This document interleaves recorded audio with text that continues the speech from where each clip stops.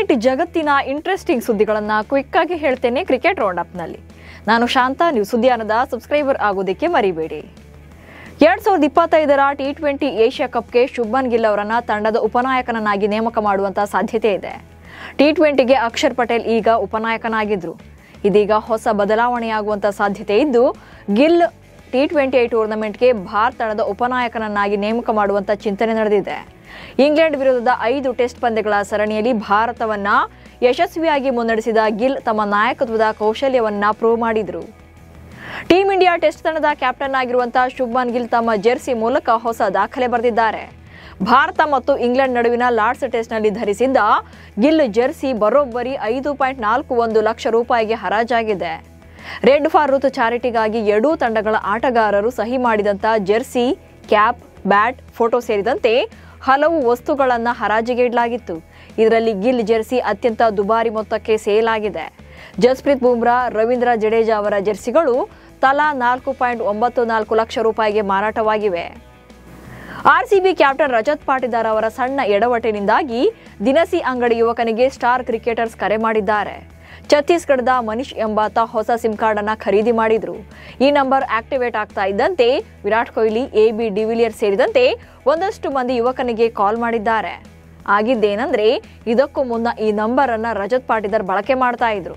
ಆದ್ರೆ 90 ದಿನಗಳವರೆಗೆ ರಜತ್ ರೀಚಾರ್ಜ್ ಮಾಡದೇ ಇದ್ದಿದ್ರಿಂದ ಈ ನಂಬರ್ ಅನ್ನ ಟೆಲಿಕಾಂ ಹೊಸ ಗ್ರಾಹಕರಿಗೆ ನೀಡಿತ್ತು. ಈ ವಿಚಾರ ಗೊತ್ತಾಗ್ತಾ ಇದ್ದಂತೆ ರಜತ್ ಕೇಸನ್ನ ದಾಖಲು ಮಾಡಿದ್ದಾರೆ. ತಕ್ಷಣವೇ ಮನೀಶ್ ಸಿಮ್ ಕಾರ್ಡ್ ಅನ್ನ ಹಿಂತಿರುಗಿಸಿ ಪ್ರಕರಣವನ್ನ ಇತ್ಯರ್ಥಗೊಳಿಸಿದ್ದಾರೆ. ಸಂಜು ಸ್ಯಾಮ್ಸನ್ ರಾಜಸ್ಥಾನ ರಾಯಲ್ಸ್ ತಂಡವನ್ನ ತೊರೆದು CSK ತಂಡದಲ್ಲಿ ಆಡಲಿದ್ದಾರೆ ಎಂಬ ಸುದ್ದಿ ಹರಿದಾಡ್ತಾ ಇತ್ತು.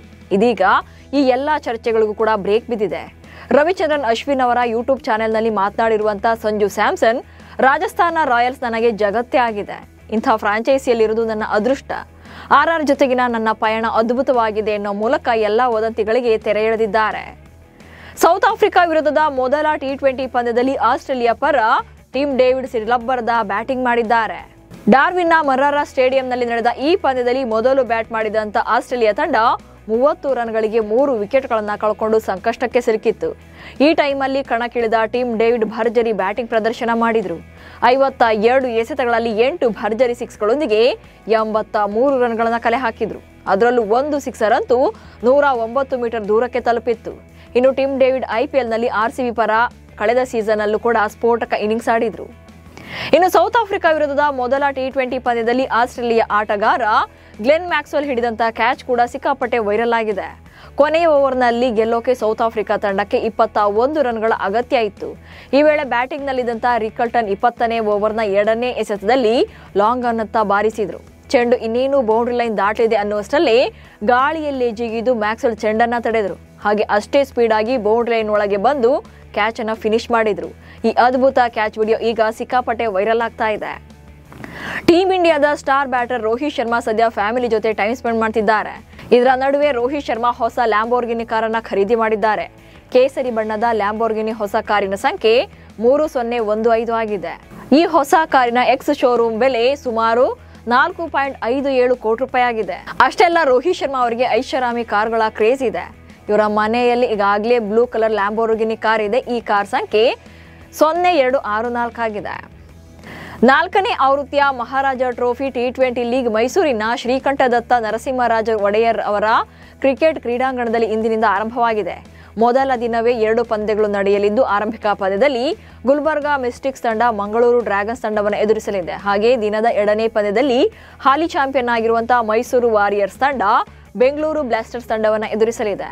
ಲೀಗ್ ಹಂತದಲ್ಲಿ ಮೊದಲ ಪಂದ್ಯಗಳು ಮಧ್ಯಾಹ್ನ 3:15ಕ್ಕೆ ಪ್ರಾರಂಭ ಆದರೆ 2ನೇ ಪಂದ್ಯಗಳು ಸಂಜೆ 7:15ಕ್ಕೆ ನಡೆಯಲಿವೆ. RCB ವೇಗಿ ಯಶ್ ದಯಾಳ್ ವಿರುದ್ಧ ಲೈಂಗಿಕ ದೌರ್ಜನ್ಯ ಎಸಗಿದ ಆರೋಪದಡಿಯಲ್ಲಿ ಕೇಸ್ ದಾಖಲಾಗಿದೆ. ಹಾಗೆ ಬಂಧನದ ಭೀತಿಯಲ್ಲೂ ಕೂಡ ಇದ್ದಾರೆ. ಇದೀಗ ದಯಾಳ್ಗೆ ಉತ್ತರ ಪ್ರದೇಶ ಕ್ರಿಕೆಟ್ ಸಂಸ್ಥೆ ಶಾಕ್ ಕೊಟ್ಟಿದೆ.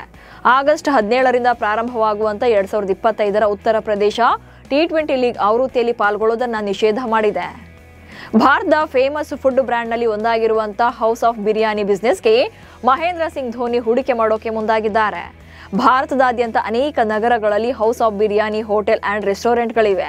ಇಷ್ಟು ದಿನ ಕೇವಲ ಭಾರತಕ್ಕೆ ಸೀಮಿತವಾಗಿದ್ದಂತ ಹೌಸ್ ಆಫ್ ಬಿರಿಯಾನಿ ಇನ್ನು ಮುಂದೆ ವಿಶ್ವದಾದ್ಯಂತ ಸದ್ದು ಮಾಡಲಿದೆ.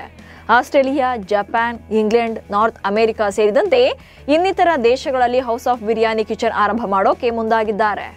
ಇವಿಷ್ಟು ಇವತ್ತಿನ ಕ್ರಿಕೆಟ್ ರೌಂಡ್ ಅಪ್ ಸುದ್ದಿಗಳು. ನಮಸ್ಕಾರ.